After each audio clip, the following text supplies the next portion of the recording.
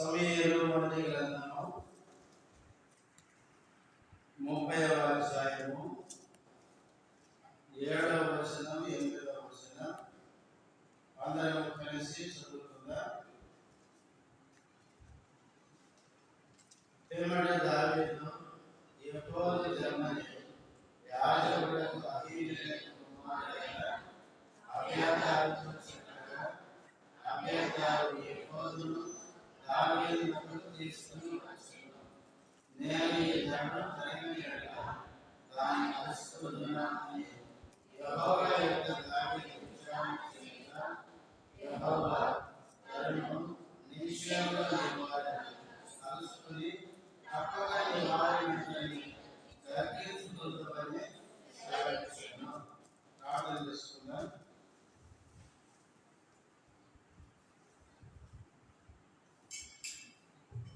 ప్రేమ కలిగిన మా తండ్రి, పరిశుద్ధుడైన దేవా, యేసుక్రీస్తు నామములో వందనములు, స్తోత్రాలు. ఇంతవరకు పాటలలో చేసిన సహాయములు స్తుతిస్తున్నాం. కొద్ది సమయం చదవబడిన వాక్య భాగంలో నుంచి మీ మాటలు వినాలని ఆశతో వచ్చాను. ఆశగల ప్రాణాన్ని తృప్తిపరిచే దేవుడవు, నీ దగ్గరికి వచ్చిన వారిని ఖాళీగా ఎప్పుడు పట్టించే దేవుడు కాదు. ఈ వాక్యం చేత మా హృదయాన్ని నింపి మమ్మల్ని తృప్తిపరిచి మమ్మల్ని పట్టించమని మీ రాజుల బలహీనుడు శిలువ సాధన మరుగుపరచండి. మీ నామ మహిమార్థమైన నాశనం వాడుతుందని ఇంకెవరైనా వస్తుంది నడిపించమని యేసుక్రీస్తు నామములో స్తుతించి ప్రార్థిస్తున్నాము తండ్రి, ఆమేన్.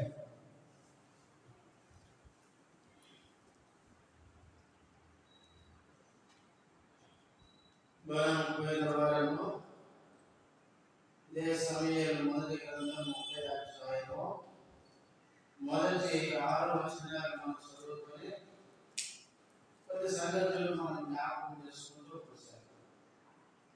ఈరోజు 7వ వచనం నుంచి తక్కిన భాగంలో నుంచి కొన్ని సంగతులు మనం జ్ఞాపకం చేసుకుందాం.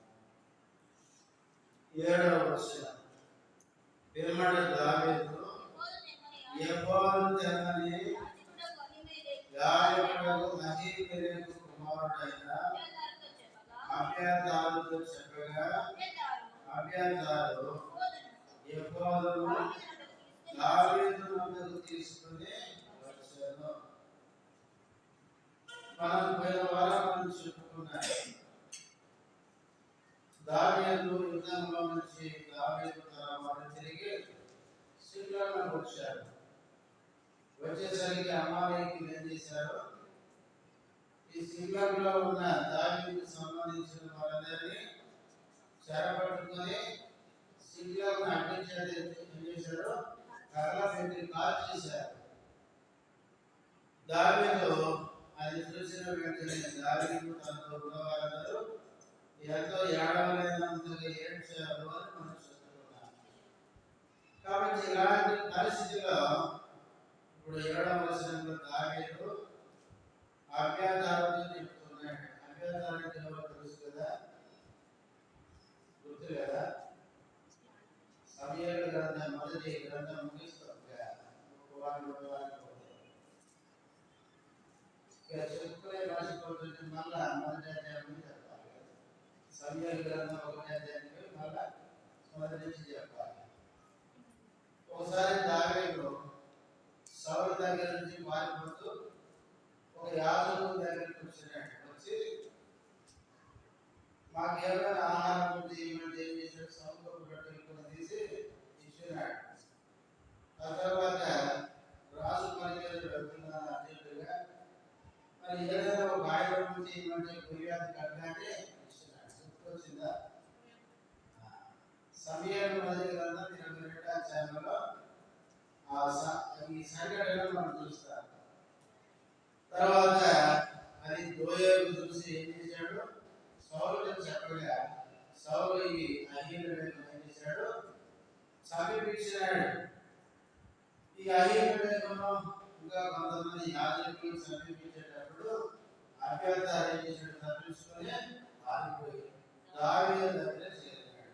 కనుక ఇప్పుడు ఆ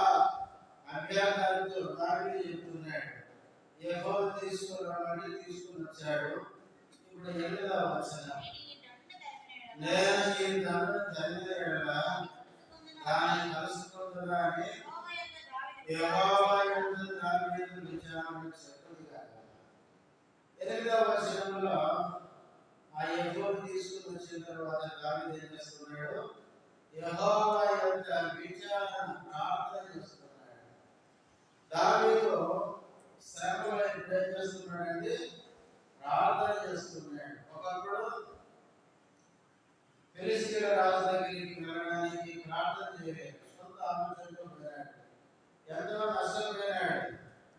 ఇప్పుడు కష్టంలో, నష్టంలో, శ్రమలో తిరిగి దావీదు ఏం చేస్తున్నాడంటే దేవుని దగ్గర విచారణ చేస్తున్నాడు, ప్రార్థన చేస్తున్నాడు. మన జీవితంలో కూడా మనం శ్రమకుండా వెళ్ళేటప్పుడు మనం చేయాల్సిన పని కూడా ఇదే. శ్రమలో దేవుని పిల్లలు ఏం చేయాలి? ప్రార్థన చేయాలి. శ్రమ అనేది మనం ప్రార్థనకి చేయాలి, నడిపించేదిగా ఉండాలి. యాకోబు పత్రిక 5వ అధ్యాయం 13వ వచనం మనకు తెలుసు. ఏముంది అక్కడ? మీరు ఎవరికైనా శ్రమ సంభవించిన అతడు ప్రార్థన చేయవలెను. శ్రమలో దేవుని పిల్లలు ఏం చేయాలంటే ప్రార్థన చేయాలి. అంతేకాదు యెషయా గ్రంథం 26వ అధ్యాయం, యెషయా గ్రంథం 26వ అధ్యాయం 16వ వచనం, యెహోవా శ్రమలో వారు నిన్ను తలంచుకుని నీ శిక్ష వారి మీద పడినందున వారు విశేషముగా దీర్ఘ ప్రార్థనలు చేశారు. ఇశ్రాయేలు ప్రజలు శ్రమలో ఏం చేశారంటే దీర్ఘ ప్రార్థనలు చేశారు. శ్రమ అనేది మనల్ని ప్రార్థనకు నడిపించాలి. శ్రమలో మనం ప్రార్థన చేస్తే ఏమవుతుంది? మనకు విడుదల దొరుకుతుంది. 50వ కీర్తన 15వ వచనం మనకు తెలుసు. దావీదు అన్నాడు, ఆపత్కాలమున నీవు నన్ను గురించి మొరపెట్టుము, నేను నిన్ను విడిపించెదను, నీవు నన్ను మహిమపరచెదవు. శ్రమలో, ఆపదలో దేవునికి ప్రార్థిస్తే ఆ ప్రార్థన ఏం చేస్తుంది? శ్రమ నుంచి విడిపిస్తుంది. 107వ కీర్తనలో 10 మాట ఉంటుంది. ఏమాట? వారు కష్టకాలమందు యెహోవాకు మొరపెట్టిరి, ఆయన ఏం చేశాడు? వారి ఆపదల నుండి వారిని విడిపించెను. ఆ అధ్యాయంలో చాలాసార్లు ఉంటుంది. ఇశ్రాయేలు ప్రజలకి కష్టం వచ్చినప్పుడు దేవునికి ఏం చేశారంట? ప్రార్థన చేశారు. అలాగే దావీదు కూడా శ్రమ కూడా వెళ్ళేటప్పుడు యెహోవా ఏమన్నాడు? దేవుని సన్నిధిలో విచారణ చేస్తున్నాడు, ప్రార్థన చేస్తున్నాడు. ఇలా మనం శ్రమలో కూడా వెళ్ళేటప్పుడు మనం శ్రమలు అనేటివి మనలో ప్రార్థనకు నడిపించేదిగా ఉండాలి, కానీ శ్రమ చూసి మనం పొలిగిపోయే వారంగా ఉండకూడదు. సామెతలు 24:10 మనకు తెలుసు. ఏముంది అక్కడ? శ్రమ దినమున నీవు పొలిగిన చాలగాని వాడకూడదు. శ్రమ చూసి వేగకూడదంట, పొలిగిపోకూడదు. సాధారణ అంటాడు ఏమని? శ్రమ వచ్చింది కదా, ఈ శ్రమ పోదు, నీ బ్రతికంగా శ్రమలమయం, ఇక నీ వల్ల కాదు అని మనకు పొలిగిపోయేటట్టు చేస్తాడు. అందుకనే మనము శ్రమ చూసి ఎప్పుడు పొలిగిపోకూడదు. శ్రమలు రకరకాలు వస్తాయి, కానీ ఎలా వచ్చినా కూడా శ్రమల నుంచి తప్పించి దేవుడు మనకున్నాడని మనము గుర్తుపెట్టుకోవాలి. అందుకే దావీదు శ్రమలు తన జీవితం వచ్చినప్పుడు అభ్యంతరాలు యాజకులతో చెప్పినాడు, యెహోవా తీసుకురమ్మని తీసుకొచ్చున్నాడు. తర్వాత దావీదు దేవుని దగ్గర విచారణ అంటే ప్రార్థన చేస్తున్నాడు. ఇది మొదటిది. శ్రమ వచ్చినప్పుడు దావీదు వలె నీవు నేను దేవుని సన్నిధిలో ఏం చేయాలి? ప్రార్థన చేయాలి. ఆ శ్రమలో నేను ఏం చేయాలి ప్రభువా అని ప్రార్థన చేస్తే దేవుడే ఆ శ్రమ నుంచి విడిపిస్తాడు. రెండవది 8వ వచనం తగిన భాగం చదవండి. యెహోవా తనను నిశ్చయముగా నీవు వారిని కలుసుకొని తప్పక నీవు వారి అందరిని దర్శించుకుందుమని సెలవిచ్చెను. అంటే దావీదు ప్రార్థించిన తర్వాత ఆ ప్రార్థనకి ఏమొచ్చిందంటే జవాబు వచ్చింది. దేవుడు దావీదు ప్రార్థన మీద ఏమని చెప్పాడంటే ధర్మము నిశ్చయముగా నీవు వారిని కలుసుకొని తప్పక నీ వారిని అందరినీ దర్శించుకోదు అని సెలవిచ్చాడు. మనం ప్రార్థించినట్లయితే మన దేవుడు మనకి ఏమిస్తాడు? జవాబిస్తాడు. మన దేవుడు మన ప్రార్థనకి జవాబిచ్చే దేవుడు. ఇర్మియా గ్రంథం 33వ అధ్యాయం 3వ వచనం మనకు తెలుసు. మరి కంఠస్థ వాక్యాన్ని మాట ఏముంది అక్కడ? దేవుడు నాకు మొరపెట్టును,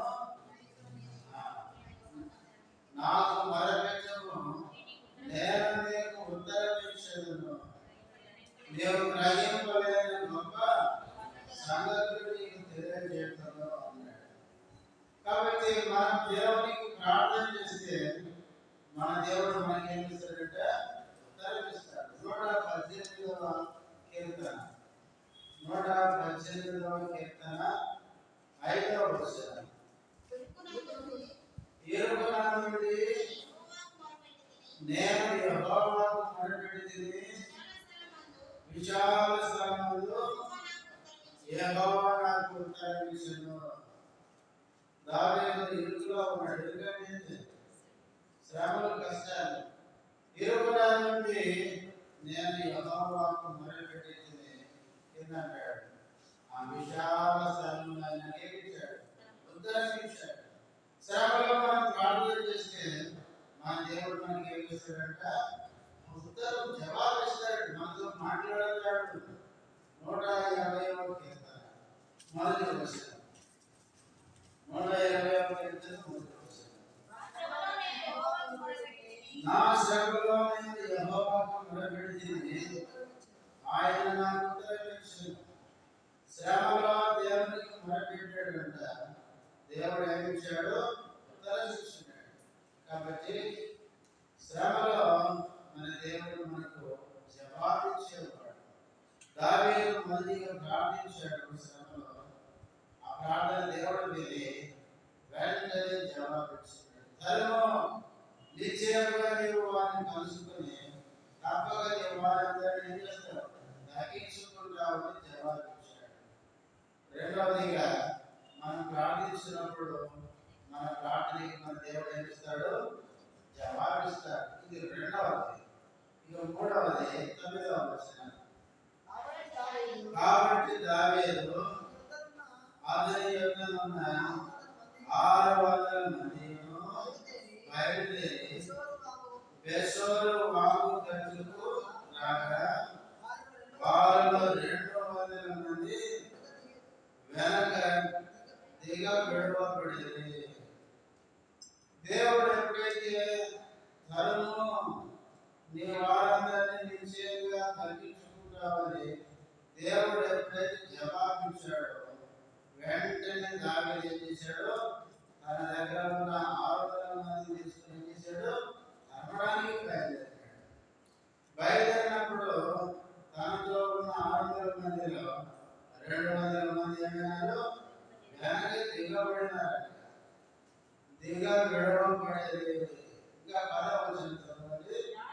దావీదును 400 మందిను ఇంకా తప్పించుకుపోయారు. కానీ ఈ మాట చూడండి, 600 మంది అలసటపడి బెసోరు వాగు దాటలేక ఆగిరి. ఎందుకు వాళ్ళు వెనక విడవబడ్డారు అంటే 10వ వచనం మధ్యలో చదువుతారు. 600 మంది ఏమైనారు?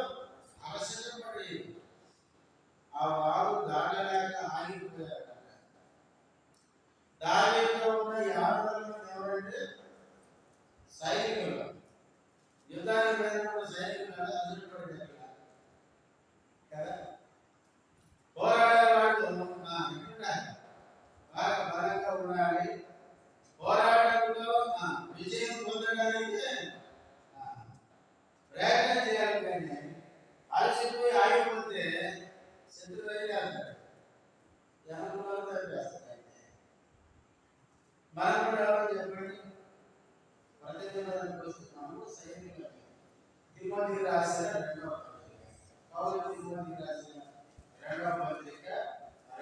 అధ్యాయం 3వ వచనం. క్రీస్తు యేసు యొక్క మంచి సైనికుల వలె నాతో శ్రమలు అనుభవించును. పౌలు తిమోతికి రాస్తూ, తిమోతి ఎవరు? క్రీస్తు యేసు యొక్క మంచి సైనికుడు. తిమోతి ఎట్లా యేసు క్రీస్తు మంచి సైనికుడు అంటే మనం కూడా ప్రభువు మంచి సైనికుల, మనం కూడా సైనికులమే. సైనికుడు ఏం చేయాలి? పోరాటం యుద్ధం చేయాలి. ఎవరితో చేయాలి? ఎఫెసీయులకు 6:12 ఉంటుంది. మీరు పోరాడుతున్నది శరీరులతో కాదు అని ప్రధానులతో అధికారులతో ప్రస్తుత అంధకార సంబంధములకు లోక నాలుగులతో ఆకాశ మండలంలో ఉన్న దురాత్మల సమూహంతో. కాబట్టి మనం పోరాడేది దురాత్మల సమూహంతో పోరాడాలి. పోరాడాలంటే ఏమున్నాయి? శక్తి ఉండాలి. అందుకే ఆయన చెప్తాడు 10:13, ప్రభు యొక్క మహాశక్తిని బట్టి వారిని ఎదిరించండి అంటున్నారు. కాబట్టి దేవుడి పిల్లలమైన మనం కూడా సైనికులమైన మనము మన ఆత్మీయ పోరాటంలో దావీదుతో ఉన్న 200 మంది ఆశ్రయపడి ఆగిపోయినట్లే మన ఆత్మీయ పోరాటంలో మనం వెనకబడిపోకూడదు, ఆగిపోకూడదు. ఆగిపోతే ఏమైంది? చూడండి, ద్వితీయోపదేశకాండం 25వ అధ్యాయం. ద్వితీయోపదేశకాండము 25వ అధ్యాయము 17-18 వచనం. మార్గమున అమాలేకీయులు నేను చేసిన దానిని జ్ఞాపకం చేసుకొనుము. అతడు దేవునికి భయపడక మార్గములకు ఎదురుగా వచ్చి నీవు ప్రయాసపడి కలిసి ఉన్నప్పుడు నీ వారిలో నీ వెనుక ఉన్న బలహీనులందరినీ అలసిపోయి వెనకబడితే వెనక ఉన్న బలహీనులందరినీ శత్రువే చేస్తాడు, అర్థం చేస్తాడు. అందుకనే మన ఆత్మీయ జీవితంలో మనం అలసిపోకూడదు, వెనకబడకూడదు. మనము బలవంతులంగా ముందుకు సాగాలి. ఈ 200 మంది అలసిపోయి ఆగిపోయారంటే దేశంలో వాళ్ళు దాటలేకపోయినారు. మన ఆత్మీయ జీవితంలో ఆయన ఆగిపోకూడదు, మనము బలహీనంగా కాకూడదు. బలహీనంగా కాకుండా మనం ఏం చేయాలి? యెషయా గ్రంథం 40వ అధ్యాయం 31వ వచనం. అక్కడ దేవుడు అంటాడు, యెహోవా కొరకు ఎదురు చూచువారు ఎక్కడుంటారంట? నూతన బలం పొంది వారు పక్షిరాజుల పైకి రెక్కలు చాపి ఎగురుతారంట. వారు అలయగా పరిగెత్తులు, సమస్యలుగా. మనము మన ఆత్మీయ జీవితంలో, ఆత్మీయ పోరాటంలో మనం అలసిపోకుండా నూతన బలం, నూతన శక్తి పొందాలంటే మనం యెహోవా కొరకు ఏం చేయాలి? ఎదురు చూడాలి. అంటే దేవుని మీద ఆధారపడాలి. దేవుడు మనకు నూతన బలాన్ని ఇస్తాడు, నూతన శక్తిని ఇస్తాడు. ఇది ఎన్నోది? 3వది. 4వది చూడండి, 11వ వచనం నుండి. పొలంలో ఒక ఐగుప్తీయుడు కనబడెను. వచ్చి వాడు 3 రాత్రి పగలు అన్నపానం కూర్చుకోలేదని తెలుసుకొని వానికి భోజనం పెట్టి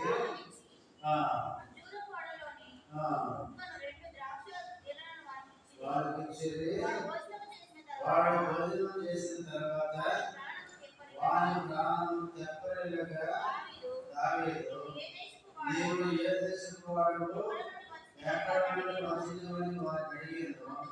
అందుకు వాడు, నేను ఐగుప్తుడనై పుట్టి అమాలేకీయుడైన ఒకనికి దాసుడనైతిని. 3 దినముల క్రిందట నేను భయపడగా నా యజమానుడు నన్ను విడిచిపెట్టి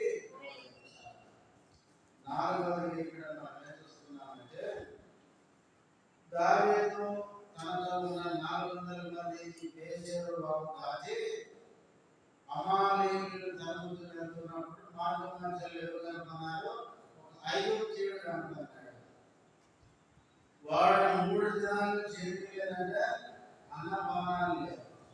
వాడు చాలా నీరసంగా బలహీనమై పడిపోయి ఉన్నాడు. ఆ తర్వాత దావీదు వారికి కొంత ఆహారం తిని వాడు దెబ్బలిల్లి కొంచెం చేరుకున్నాడు. ఇప్పుడు వాడు అడుగుతున్నాడు 13వ వచనంలో, నీవు ఏ దేశపు వాడవు, ఎక్కడ నుండి వచ్చింది అని అడుగుతున్నాడు. అప్పుడు వాడు చెబుతున్నాడు ఏమని, నేను ఐగుప్తుడని గుర్తి అమాలేకీయుడైన వాడికి దాసుడనైతే 3 దినముల క్రిందట నేను కాయలా పడగా నా యజమానుడు నన్ను విడిచిపెట్టి ఇక 4వది మనం ఏం చూస్తున్నామంటే ఈ కనబడిన ఐగుప్తీయుడు ఎవరయ్యా, ఏ దేశాన్ని చూసావు, అసలు నీ సంగతి చెప్పంటే వాడు తిరిగి దెబ్బలిన తర్వాత చెప్తున్నాడు నేను ఐగుప్తీయుడిని. అయితే అమాలేకీయుని ఎవరిని దాసుడిని. అయితే నా యజమానుడు ఏం చేశాడు, నన్ను వదిలిపెట్టిపోయినాడు. ఎందుకంటే నేను కాయగా పడ్డానంటే నాకు జబ్బు చేసింది, నాకు బాగాలేకపోయేసరికి నేను వాళ్ళతో వెళ్ళలేను, వాళ్ళకి పని చేయలేదు. కాబట్టి నన్ను ఏం చేశాడు అమాలేకీయుడు, వదిలిపెట్టిపోయినాడు. అమాలేకీయుడు ఈ దాసుడు ఏం చేశాడంటే ఆరోగ్యం ఉన్నప్పుడేమో అన్ని చేసుకున్నాడు, వాడుకున్నాడు. ఆరోగ్యం బాగాలేకపోయేసరికి ఏం చేశాడు, నిర్దాక్షిణ్యంగా వదిలిపెట్టి అమాలేకీయుడు అనే ఈ వ్యక్తి సాధారణ తెలుస్తుంది. ఇప్పుడు అమాలేకుడు ఎట్లా ఈ దాసుని ఎట్లా నిర్దాక్షిణ్యంగా దయలేకుండా వదిలిపెట్టిపోయాడో, సాధారణుడు ఏమున్నది మన మీద దయా దాక్షిణ్యాలు వాడు మనల్ని చెరపెట్టి వాళ్ళని దాసులుగా చేసుకొని వాళ్ళకి ఇష్టం వచ్చినట్టు మనను వాడుకుంటాడు. అయితే మన మీద వారికి ప్రేమ దయ జాలి కనికరాలు ఏముండవు. సాధారణకి మన మీద ఏమాత్రం దయ. అయితే ఈ ఐగుప్తీయుడు దావీదు కనబడిన వెంటనే ఏం చేసినాడు, ఆహారం పెట్టినాడు, అందులో పడ మనకి ఇచ్చినాడు, వారికి ఆహారం పెట్టి తిన్నాడు, వెంటనే వాడు దెబ్బతిన్నాడు. అంటే ఈ ఐగుప్తీయుడు చూడగానే దావీదు ఆహారం పెట్టాడంటే దావీదుకి ఈ విధంగా ధైర్యం, అమాలేకీయుడికి ధైర్యం కలిగింది, దావీదుకి ఈ విధంగా కలిగింది. దావీదు మన పైన యేసుక్రీస్తుతో సాదృశ్యం. మన ప్రభువుకి మన మీద ఏమిటో చెప్పండి, అయ్యా మన మీద ప్రేమ. మనం ఎలాంటి స్థితిలో ఉన్నా మన దేవుడు మనల్ని ప్రేమించేవాడు. అందుకే బైబిల్ కీర్తన గ్రంథంలో కీర్తనకారుడు అంటాడు, 10 సార్లు అంటాడు, యెహోవా దయాళుడు, ఆయనకి కృతజ్ఞతాస్తుతులు. మన దేవుడు దయగలిగిన దేవుడు. కాబట్టి దావీదు ఏ విధంగా మన మీద దయ చూపించి ఆహారం పెట్టాడో, మన దేవుడు కూడా మన మీద దయ చూపించాడు. మన దేవుడు దయాళుడుగా వచ్చి ఆయన పిల్లలు మనం కూడా ఎదుగుతారు, దయాళులుగా ఉండాలి, దయ చూపించేవాడుగా ఉండాలి. 18వ కీర్తన 25వ వచనంలో దావీదు అంటాడు, దయగల వారి ఎడల నీవు దయ చూపించుదు, కఠినుల ఎడల నీవు వికటముగా ఉందువు అంటాడు. మన దేవుడు దయగలవాడు, మనం కూడా దయగలవారంగా ఉండాలి. ఐగుప్తీయుడు మనిషిలో ఉన్నప్పుడు అమాలేకీయుడు పనంతా చేసుకున్నాడు, కాయలా పడగా దయలేకుండా వదిలిపెట్టుకున్నాడు. అయితే దావీదు మాత్రం వాడిని చూడగానే మనకు ఆహారం పెట్టి వారితో ప్రేమగా మాట్లాడి వారి మీద దయ చూపించాడు. దేవుడు నేను దావీదు వలె మన ప్రభువు వలె ఇతరుల మీద దయ చూపించే వారికి ఉండాలి. ఎన్నోది 4వది. 5వది చూడండి 15వ వచనం. ఆ దండను కలుసుకున్నట్టే నీవు నాకు ద్రోవ చూపుదువా అని దావీదు అని అడుగగా వాడు నేను నిన్ను చంపననియు నీ యజమానుని వశము చేయననియు దేవుని బట్టి నీవు నాకు ప్రమాణం చేసిన యెడల ఆ దండను కలుసుకున్నట్టు నీకు ద్రోవ చూపుదునని. 15వ వచనానికి వచ్చేసరికి దావీదు అని అడుగుతున్నాడు, ఆ దండను కలుసుకోవడానికి నువ్వు నాకేం చూపించాలి? ద్రోవ చూపుతావా, దారి చూపుతావా అని అడుగుతున్నాడు. వాడేమంటున్నాడు? దారి చూపుతాను కానీ నాకు ప్రమాణం చేయాలి. ఏమని? నాకు సంపాదనే తీరు తీసుకుపోయి అందరిని వాడుకొని అమాలీకుడు చేసినట్టే. ఇప్పుడు దావీదు వాడుకొని ఇడేవాడు, సత్యవాడు. అట్లా నన్ను దారి చూపించుకుని అడిగిన తర్వాత నన్ను చంపకుండా ఉండాలి. నీవు సంపన్నీయు ఒకవేళ నా యజమానుడు ఆలోచన అయితే తీసుకొని ఆయనకు అప్పచెప్పకుండా ఉంటానని నాకేం చేయాలి? దారిని చూపిస్తాను కానీ నాకు ప్రమాణం చేయమన్నాడు. దారిని తప్పకుండా ఏం చేసినాడంటే ప్రమాణం చేసినాడు లేదు కానీ తర్వాత కింద మనం చదువుతున్నప్పుడు అర్థమవుతుంది. వాడు దారి చూపించినట్టు మనం చూస్తాం. దారి చూపించాడు అంటే అర్థం ఏంటంటే దావీదు మనకు ప్రమాణం చేసినాడు, బాబు నువ్వు దారి చూపిస్తే నిన్ను చదువుతాను కాబట్టి నిన్ను రమ్మను, నీ యజమానికి అప్పగించు. మంచి చేసడానికి చెడుతో చేస్తాను కాబట్టి నేను నీతో ప్రమాణం చేస్తున్నానని దావీదు వాళ్ళతో ప్రమాణం చేస్తున్నాడు. అట్లాగే ప్రియులారా, ఈ యొక్క ఐగుప్తుడు దావీదు దారి చూపించినందుకు ఈ ఐగుప్తీయుని దావీదు ఏం చేయలేదంటే సంపలేదు. ఇట్లాగే బైబిల్ కొన్నిసార్లు ఇశ్రాయేలుకి దారి చూపించారు. చూడండి, న్యాయాధిపతుల గ్రంథం 1వ అధ్యాయం, న్యాయాధిపతుల గ్రంథం 1వ అధ్యాయం 22వ వచనం నుంచి యోసేపు ఇంటి వారు బేతేలుకు వెళ్ళినప్పుడు యెహోవా వారికి తోడై ఉండెను.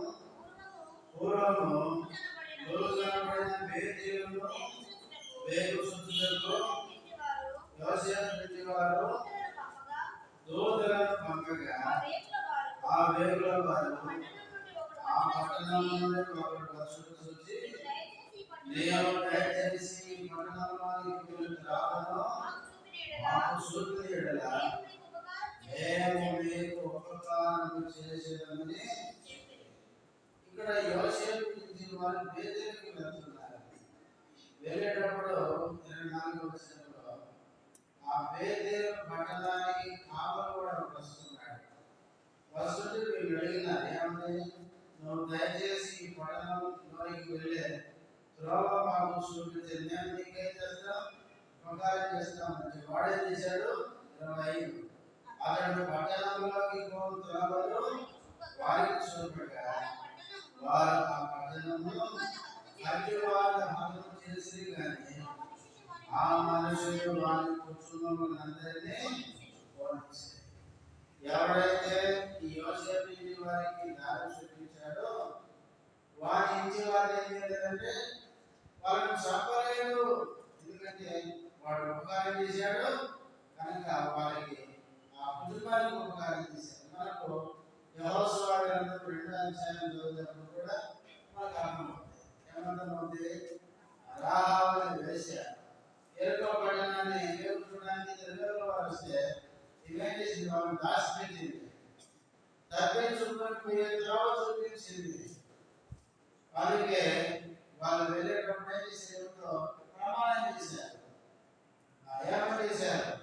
మేము మీ పట్టణం మీదకి వచ్చినప్పుడు నీటి వారందరినీ మేము రక్షించినట్లు మేము ఏ ఇంటి నుంచి దిగిపోతున్నామో ఆ ఇంటికి ఏ కట్టాలి? ఎలా దారి కట్టాలి.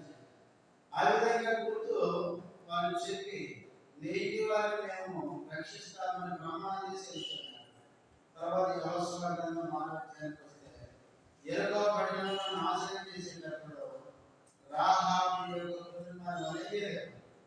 నాశనం చేయలేదు.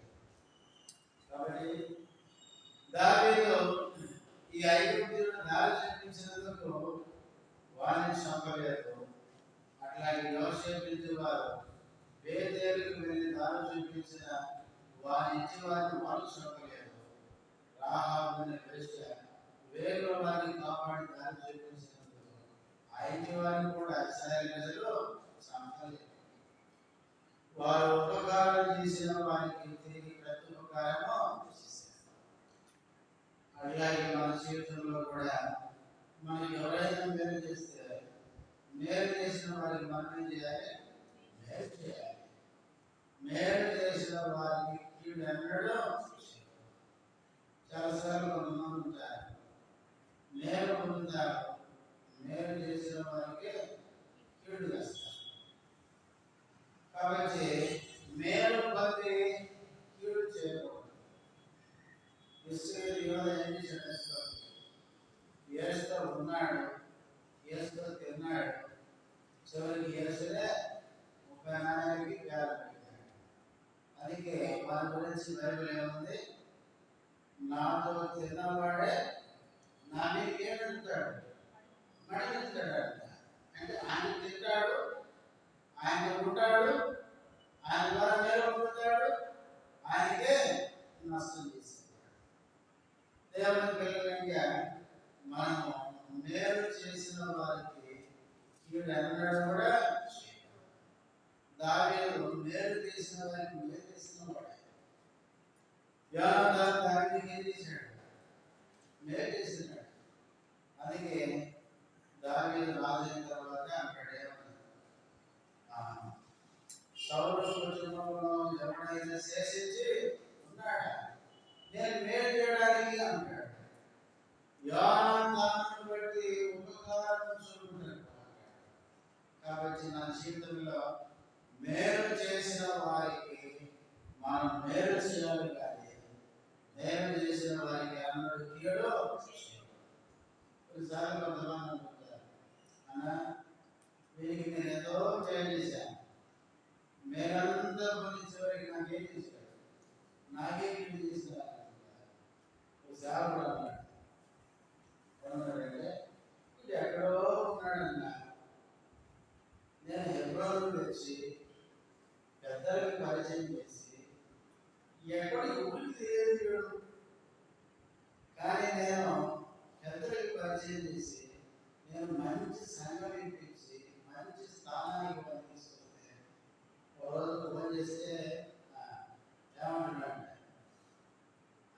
పేరు పెట్టి మాట్లాడుతున్నాడు, పేరు పెట్టి మాట్లాడుతున్నాడు. నేను ఏమనాలి? మారుమూల ప్రాంతం ఉన్నప్పుడేమో చేతులు పెట్టుకున్న ఆయనకు వచ్చి అన్న నివేదిస్తాను అని ఆశపడ్డాడు. తీరా వాడికి మేలు చేస్తే వాడే చేశాడు. ఇప్పుడు నన్ను పేరు పెట్టి పిలుస్తున్నాడు. అన్న అన్నవాడికి ఏమంటున్నాడు? నా పేరు పెట్టి పిలిచి నన్ను ఎట్లా పడితే అలా మాట్లాడుతున్నాడు అంటున్నాడు. అంటే ఆ వ్యక్తికి ఏం లేదు చెప్పండి, తన ద్వారా మేలు పొందాడు, కానీ తనకు కృతజ్ఞత లేకుండా ప్రవర్తిస్తున్నాడు. కొంతమంది అక్కడే ఉంటారు, మనతో ఉంటారు, మనతో తింటారు, మన దగ్గర అన్ని తీసుకుంటారు, మనకే సూట్ పెడతారు. మన దగ్గర ఒకటి ఉండే ఒక ఊళ్ళో శనివారం వస్తాడు, భార్య పిల్లలు అందరూ సైకిల్ పట్టుకొని వచ్చి అనుకుంటారు, సైకిల్ రిపేర్ చేసుకునేవాడు. సరే ఏదో పని చేసుకోవడానికి వచ్చి మధ్యాహ్నం ఏదైనా కూర్చో వాళ్ళకి ఇచ్చేవాళ్ళం, తిని పెట్టేవాళ్ళం. నేను తినేది బాగా పెట్టేవాళ్ళం. మాట్లాడుతున్నాడు, మాదే తిన్నాడు, లాస్ట్ నాకు ఇష్టం తిరిగాడు. కాబట్టి ఏది ఏమైనా పురుషాలంటే జరుగుతుంది. కాబట్టి దాని పెట్టుకోవడం కాదు, మనము రెండు బాధలు ఉండకూడదు. మేలు పొందిన వారికి మేలు చేయాలి. అంతేకాదు ఎవరైనా మనకి కీడు చేసినా, కీడు చేసిన వారికి కూడా మనం కీడు చేయకూడదు. మనం కీడు చేసిన వారికి కూడా మేలే చేయాలి. ఇదన్నది 5వది. 6వది చూడండి, 16వ వచనం. తర్వాత వాడు దావీదు నడిపింపగా ఫిలిష్తీయుల దేశంలో నుండి యోధా దేశంలో నుండి తాము దోచి తెచ్చుకునే సొమ్ముతో తొలగొచ్చు వారు ఆ ప్రదేశమంతటా చదివి అనపానములు పుచ్చుకొచ్చు ఆటపాటలు సంపుచుండేది. దావీదు సంగతి గ్రహించి సంధ్యవేళ మొదలుకొని మరణానికి సాధించడం వరకు వారిని హతం చేస్తుండగా వంటలకి పారిపోయిన 400 మంది ఎవరు తప్ప తప్పించుకున్న వాడు ఒకడును లేకపోయిను. తర్వాత ఈ వారిన దావీదు అమాలేకీయులు దోచుకుని పోయేదానంతటిని తిరిగి తెచ్చుకొనెను. మరియు అతడు తన ఇద్దరు భార్యలను రక్షించెను. కుమారులను కుమార్తెలని దోపుడు శరీరంగా వారు ఎత్తుకొని పోయిన వారందరిలో కొద్దేమి గొప్పదేమి ఏదో తక్కువ కాకుండా దావీదు సమస్తమును రక్షించుకున్నాడు. మనం 16వ వచనం నుంచి 19వ వచనం వరకు మనం చూస్తున్నప్పుడు వాడు దారి చూపించాడు. వాళ్ళ స్థలానికి వెళ్ళేసరికి వాళ్ళు ఎట్లున్నారు, ఇంకా దోపుడు సొమ్మంతా దొరికిందని చెప్పిన తాగి వాళ్ళు ఆడతా పాడుతూ ఉన్నారు. ఆ తర్వాత దావీదు వాళ్ళ మీద పడి చేశాడు, అందరినీ చంపేసి యావనస్తులు 400 మంది తప్ప మిగతా వారందరినీ ఏం చేశాడు, అదర్పించాడు, చంపేసి తన వారందరినీ ఏం చేశాడు, రక్షించుకున్నాడు. మన 19వ వచనం చివరిలో చదువుతాను. దావీదు సమస్తమును రక్షించుకున్నాడు. ఎట్లా రక్షించుకున్నాడు? ఎట్లా అంటే మనం 7వ వచనంలో 8వ వచనంలో చదివాం. మొదట దేవుని దగ్గర ఏం చేశాడు, ప్రార్థన చేశాడు. దేవుడు ఏమని చెప్పాడు, దావీదు ఏం చెప్పాడు, 8వ వచనం కింద చదువుతారు. తరము నిశ్చయంగా దేవుడు వారిని కలుసుకుని తప్పక నీ వారందరినీ ఏం చేస్తావు, దక్కించుకోవాలని సెలవించాడు. దావీదు ప్రార్థించగా దేవుడు నువ్వు అందరినీ సంపాదించుకుంటావు అని వాగ్దానం ఇచ్చాడు. 16 నుంచి 19వ వచనం వరకు దావీదుకు వాగ్దానం చేసినట్లే తిరిగి మొత్తం సమకూర్చుకోవడానికి దేవుడు సాధించాడు. మన దేవుడు ఏమంటే మాట ఇస్తాడు, దాని ప్రకారం చేస్తాడు. బైబిల్లో మీరు చూడండి, దేవుడు మాట ఎన్నడూ తప్పడు. దావీదు దేవునికి ప్రార్థించాడు, దేవా వాళ్ళని చనిపోతే మరి వాళ్ళు కలుసుకుంటానా, తిరిగి పోగొట్టుకునేదాన్ని సంపాదించుకుంటానంటే దేవుడు అన్నాడు, ధనము సమస్తాన్ని సంపాదించుకుంటావు, పోగొట్టుకున్నదా తిరిగి కూర్చుకుంటావని వాగ్దానం చేశాడు. చివరిలో ఆ ప్రకారమే దేవుడు దావీదుకి ఏం చేశాడు, అంతా సమకూర్చుకోవడానికి సాధించాడు. మన దేవుడు మనం ప్రార్థించినప్పుడు మనకి ఏదైతే జవాబు ఇస్తాడో, మాట ఇస్తాడో ఆ ప్రకారం చేసే దేవుడు. అబ్రహాము ఏమన్నాడు, నీకు సంతానాన్ని ఇస్తా అన్నాడు. ఆ సంతానాన్ని గొప్ప జనాంగంగా చేస్తాను చెప్పినట్లే చేసినాడు. ఇశ్రాయేలు ప్రజల్ని ఐగుప్తు నుంచి విడిపిస్తాను అన్నాడు. కనాను దేశానికి తీసుకుపోతా అన్నాడు. చెప్పినట్లే చేసినాడు. అంతేకాదు దావీదు దేవుడు చెప్తున్నాడు, నీ సంతతి వారు ఒకడు నీ సింహాసనం మీద రాజుగా ఉండక మానడు అని వాగ్దానం చేశాడు. ఆ విధంగానే రాజుగా ఉండేటట్టు దేవుడు వాగ్దానం నెరవేర్చాడు. అందుకే కొత్త నిబంధనలో ప్రభువు రాస్తాడు, వాగ్దానం చేసిన వాడు దాన్ని నెరవేర్చుటకు సమర్థుడు, నమ్మదగిన వాడు. కాబట్టి పిల్లరా, దావీదు ప్రార్థించినప్పుడు సమకూర్చుకుంటావు, అన్ని కూర్చుకుంటావు అన్నాడు. ఆ ప్రకారం దావీదు సమకూర్చుకునేటట్లు చేస్తున్నాడు. కాబట్టి మన జీవితంలో ఏదైతే మన జీవితంలో నష్టపోతామో దాన్ని తిరిగి పొందాలంటే దేవుని దగ్గరికి వచ్చి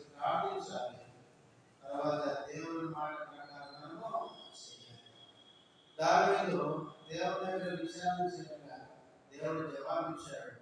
జవాబిచ్చినాక ఆయన ప్రయాణమే వెళ్ళాడు, తన్నాడు. చివరికి దావీదు సమస్తమును సంపాదించుకున్నాడు. ఇప్పుడు ఏది చెప్పుకున్నాను చెప్పండి?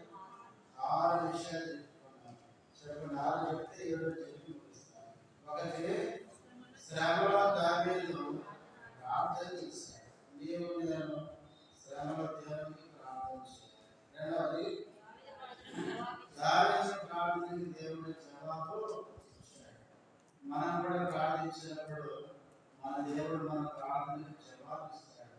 మూడవది, దావీదుతో ఉన్న సైనికుల్లో 200 మంది కలిసి ఆ బేసోరు వాగు దాటకుండా ఆగిపోయారు, వెనకబడిపోయారు. అట్లాగే మన ఆత్మీయ జీవితంలో మనం కూడా సైనికులు ఉన్నాయి. మనం ఎక్కడ అలసిపోకూడదు, వెనకబడిపోకూడదు. దేవుని వైపు చూస్తూ ఆ దేవుడి నుంచి నూతన బలాన్ని పొంది శత్రువులు ఎదుర్కోవడానికి మనం అలయగా పరిగెత్తాలి. నాలుగవది, అమాలేకీయునికి ఆ దాసుని నేరలేదు, అయ్యలేదు. కానీ దావీదుకి మన మీద ఏముంది? అట్లాగే మన దేవుడు మన మీద దయ చూపించేవాడు. దేవుని దయ మనం పొంది ఇతరుల మీద కూడా దయ చూపించాలి. ఐదవది, దావీదు మేలు చేసిన వారికి మేలు చేసినాడు. అట్లాగే ఎవరైనా మనకు మేలు చేస్తే దాన్ని ఎప్పుడు మర్చిపోక మేలు చేసిన వారికి తిరిగి మనం మేలు చేసే వారికి ఉండాలి. ఆరవది, దావీదు దేవుడు చెప్పినట్లే అమాలేకీయులందరినీ చంపి పోగొట్టుకున్న దానందరినీ తిరిగి సమకూర్చుకున్నాడు.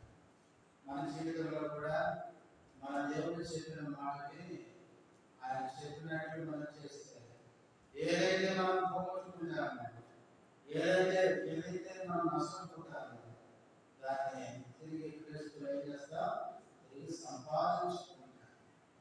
చివరిగా అందరూ సంపాదించుకున్న తర్వాత ఇప్పుడు చూడండి 21వ వచనం, అలసట చేత దావీదు వెంబడించలేక బేసోరు వాగు దగ్గర నిలిచిన ఆ 200 మంది యుద్ధకు దావీదు పోగా వారు దావీదును అతని యుద్ధ ఉన్న జనులను ఎదుర్కొనటకై బయలుదేరి వచ్చింది. దావీదు ఈ జనుల ఎదురుకు వచ్చి వారి యోగక్షేమం అడిగగా దావీదుతో కూడా వెళ్ళిన వారిలో దుర్మార్గులను అనికుమారుడు వారైన కొందరు వీరు మనలో కూడా రాజనిచ్చింది కనుక తమ భార్యలను పిల్లలను తప్ప దోపుడు సొమ్ములో మనమేమీ ఇయ్యమో తమ భార్య పిల్లలను వారు తీసుకుని పోవచ్చున్నది. ఇప్పుడు చూడండి, 7వది మనం ఏం చూస్తున్నామంటే దావీదు తనలో ఉన్న 400 మంది వెళ్ళారు, సమస్తాన్ని సంపాదించుకున్నాడు, సమకూర్చుకున్నాడు. దోపుడు సొమ్ము కూడా దొరికింది. దొరికిన తర్వాత ఇప్పుడు దావీదు తిరిగి అంతా సమకూర్చుకుని తిరిగి ఆ 200 మంది దగ్గరికి వచ్చి వాళ్ళ యోగక్షేమం అడిగిన తర్వాత వచ్చినప్పుడు దావీదుతో కూడా వెళ్ళిన వారిలో దుర్మార్గులను పనికి మారిన వారైన కొందరు దావీదుతో అంటున్నారు, వీరు మనతో కూడా రాకనిచ్చింది కనుక తమ భార్యలో పిల్లలు తప్ప మనకు మరలా వచ్చిన దోపుడు సొమ్ములో మనమేమీ వారికి ఇయ్యము. చూడండి, వీళ్ళు ఏం చెప్తున్నారంటే మనకు వచ్చిన దోపుడు సొమ్ము అంతా మన 400 మంది పంచుకున్నారు. ఆ 200 మందికి వాళ్ళ భార్య పిల్లలు తప్ప వాళ్ళకి ఏమి సిరిగా కూడా ఏమంటున్నారు. వాస్తవంగా ఈ మాట ఎప్పుడైతే దావీదుతో అన్నారో అప్పుడు దావీదు వచ్చినట్టు చూడండి. తర్వాత ఆరుగురు దావీదు వారితో నా సహోదరులారా, యెహోవా మనల్ని కాపాడి మన మీదకి వచ్చిన ఈ అనుగ్రహించి మనకు దయచేసిన దాని విషయంలో దావీదు ఏమంటున్నాడంటే, అసలు ఈ దోపుడు సొమ్ము సమస్తాన్ని మనం ఎట్లా ఉపయోగిస్తున్నాం? అక్కడ చూడండి ఎంత బాగా చెప్పిన దావీదు. అందుకు దావీదు వారిని ఇట్లనే, నా సహోదరులారా, యెహోవా మనల్ని కాపాడి మన మీదకి వచ్చిన ఈ దండను మనకు అప్పగించిన, మనకు దయచేసిన దాని విషయం అంటే మన భార్య పిల్లలు, మనం పోగొట్టుకున్న ఆస్తి, మనం ఈ దోపుడు సొమ్ము ఇప్పుడు మనకు దయచేసిన దేవుడు. ఇప్పుడు దేవుడే ఇదంతా దయచేసిన కాబట్టి ఆ 200 మందికి దీంట్లో బాగా ఇచ్చే విషయంలో మనం అట్లా చేయొద్దు అని చెప్తున్నాడు. ఎట్లా చేయాలి మరి? దేవుడు ఏదైతే చెప్తాడో అది వాస్తవంగా యుద్ధానికి వెళ్ళినప్పుడు, యుద్ధానికి వెళ్ళిన వారి ఎంతో సామాన్య దగ్గర కాపులు ఉన్న వాళ్ళు కూడా అంతే బైబిల్ ఉంది. చూడండి, సంఖ్యాకాండం 31వ అధ్యాయం. సంఖ్యాకాండము 31వ అధ్యాయం.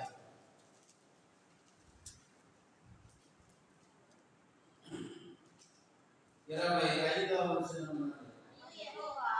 మరియు యెహోవా మోషేకి ఇలాగ సెలవిచ్చెను, నీవును యాజకుడైన ఎలియాజరును సమాజం యొక్క పితరుల కుటుంబములలో ప్రధానులను, మనుషులలోనేమి పశువులలోనేమి చెరపట్టబడిన దోపుడు సొమ్ము మొత్తాన్ని లెక్కించి 2 భాగములుగా చేసి యుద్ధములకు పూనుకుని సేనగా బయలుదేరిన వారికి సగమును, సర్వ సమాజమునకు సగమును,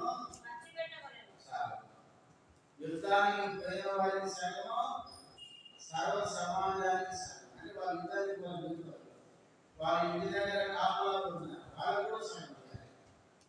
ఇది ఎవరు చెప్పారు? 25వ వచనంలో యెహోవా మోషేకు ఇలాగ సెలవిచ్చెను. కాబట్టి దేవుడు సెలవిచ్చిన మాట ఇది. యుద్ధానికి వెళ్ళిన వారికి సగం ఇవ్వాలి, యుద్ధానికి రాకుండా కాపాడిన వారు కూడా సగం ఇవ్వాలి. అలాగనే దావీదు ఆ మాట చెప్తున్నాడు. మనం పోగొట్టుకున్నవన్నీ మనకి ఇచ్చిన దేవుడు. ఈ దోపుడు సొమ్ము కూడా దయచేసిన దేవుడు. ఆ దేవుడు ధర్మశాస్త్రంలో చెప్పినాడు ఏమని? మోషేకు చెప్పినాడు ఏమని? యుద్ధానికి వెళ్ళిన వాళ్ళు సగం, ఇక్కడ కార్మికులకు సగం ఇవ్వాలని చెప్పాడు.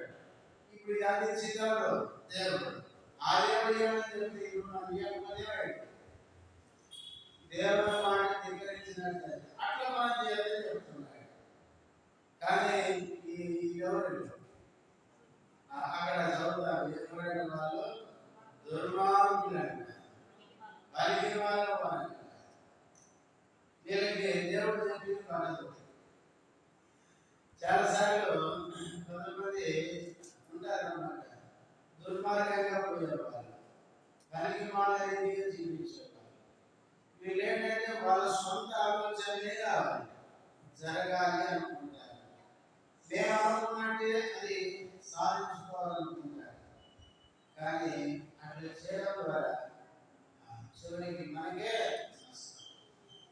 అందుకే దావీదు చెప్పినాడు, మనం పోగొట్టుకున్నదంతా తిరిగి దేవుడే మనకి ఇచ్చినాడు. ఈ దోపుడు సొమ్ము కూడా దయచేసింది దేవుడే. ఆ దేవుడు ధర్మశాస్త్రం చెప్పాడు, దావీదు ధర్మశాస్త్రం చెప్పాడు.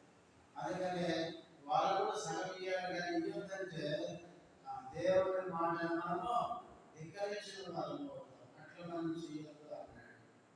కానీ ఆ పనికి మారిన దుర్మార్గులు వాళ్ళు ఏమంటారంటే, అట్లా ఇస్తాం, వాళ్ళు 200 మంది రాలేదు కదా, మనమే పోయినాం కదా. ఇప్పుడు చూడండి, వీళ్ళు 400 మంది పోతే దేవుడు ఇవ్వకపోతే పొందుతారా? దేవుడే వాళ్ళకు సాయం చేయకపోతే వాళ్ళు పోగొట్టుకున్నదంతా తిరిగి సంపాదించుకోగలరా? చూడండి. కానీ ఇదంతా దేవుడే ఇచ్చాడు అనే గ్రహింపు ఎప్పుడైతే మనకు ఉంటుందో ఆ దేవుడు చెప్పింది చేయడానికి మనకు అవసరం. కానీ ఇదంతా మనం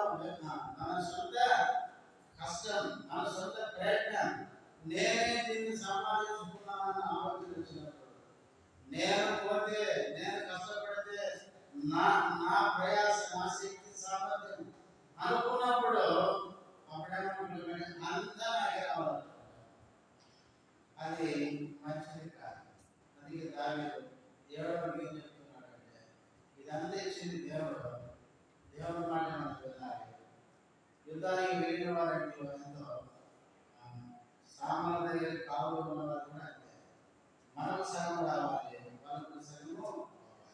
ఇది దేవుడి పద్ధతి. దేవుడు చెప్పాడు కనుక వాళ్ళకి సగం ఇవ్వాలి. ఇట్లా చేయకుండా ఉంటే మనం నష్టపోతాం.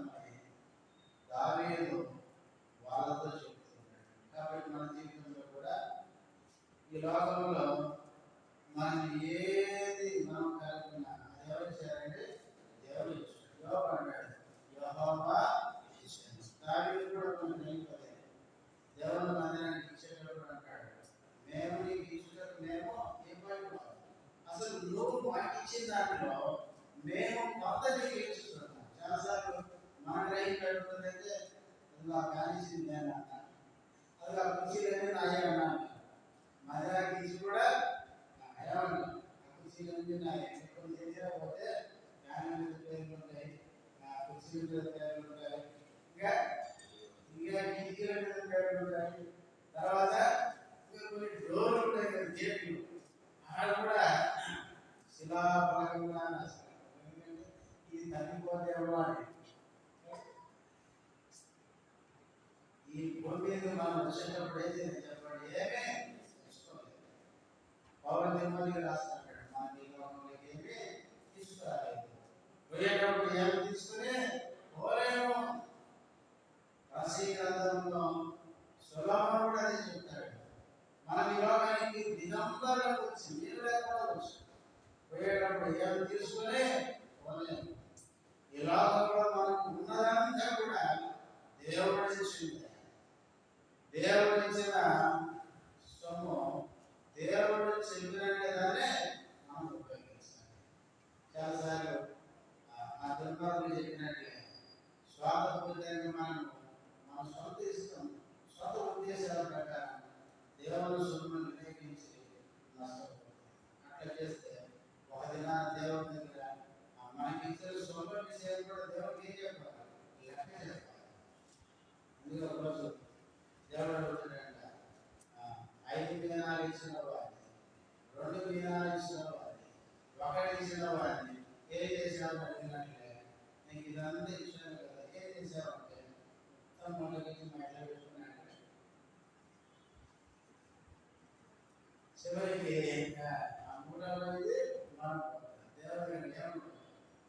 ఈ దేవుని కూడా ప్రయత్నిస్తాను. దేవుని గ్రామీణ దేవుడు మనకి ఇచ్చిన దాంట్లో ఇద్దరికి కూడా పాలుభాగాన్ని ఇవ్వాలి. అప్పుడే పరలోకంలో మనకు ఆశీర్వాదం. మనం ఇప్పుడు 7 సంగతులు చెప్పుకున్నాం. 1 శ్రమలో దానికి ప్రార్థించాడు. 2 ప్రార్థనకి దేవుడు జవాబిచ్చాడు. 3